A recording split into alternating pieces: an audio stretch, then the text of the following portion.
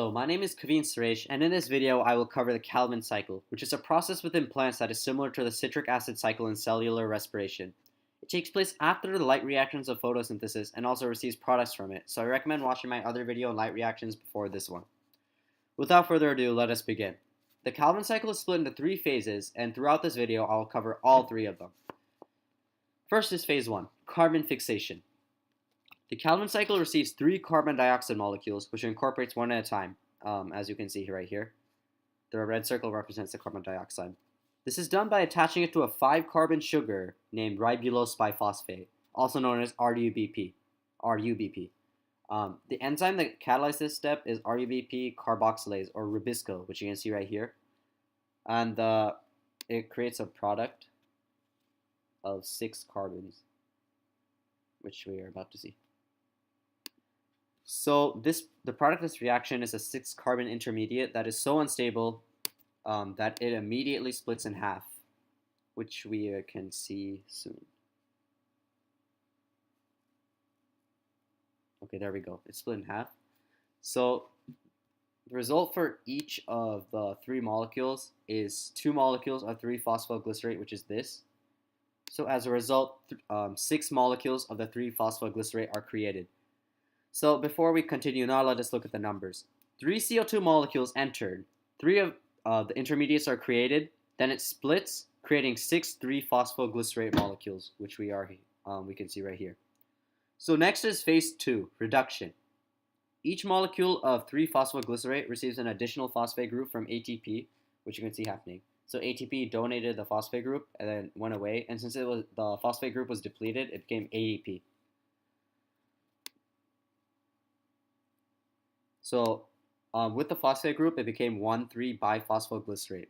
So afterwards, we'll see NADPH, which donates a pair of electrons, which reduces 1,3-biphosphoglycerate, also causing it to lose a phosphate group, causing it to become G3P, which we are about to see there. So now it's G3P, and the phosphate group is removed, and NADPH becomes NAD+, since it donated electrons.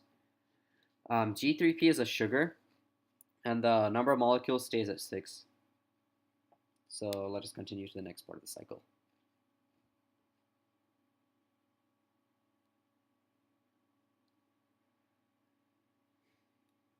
So only 1 molecule of this 3-carbon sugar can be counted as a net gain of carbohydrate, and we'll find out soon why.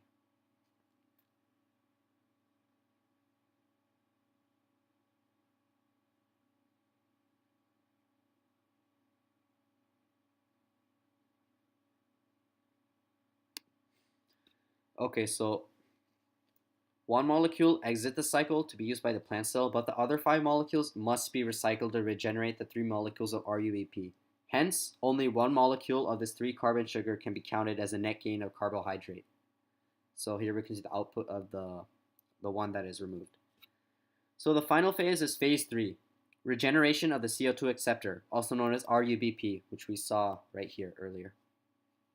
In a series of complex reactions, the carbon skeletons of the 5 molecules of G3P are rearranged by the last steps of the Calvin cycle into 3 molecules of RUBP.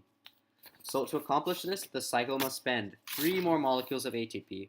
So this represents 3 molecules of ATP. So now, so it creates this, and then once this whole process has been finished, the RUBP is now prepared to begin the cycle again and can receive CO2 again. And then from here, the cycle continues. So to do a quick overview of the whole cycle, to create 1 G3P molecule, the Calvin cycle consumes a total of 9 molecules of ATP and 6 molecules of NADPH. The light reactions, which I talk about in another video, regenerate the required ATP and NADPH. And it's important to note that if a molecule wasn't labeled, it can be expected that it was enough to supply the molecule it was affecting. All right, thank you, and watch my video on light reactions if you have not seen it yet. Thank you.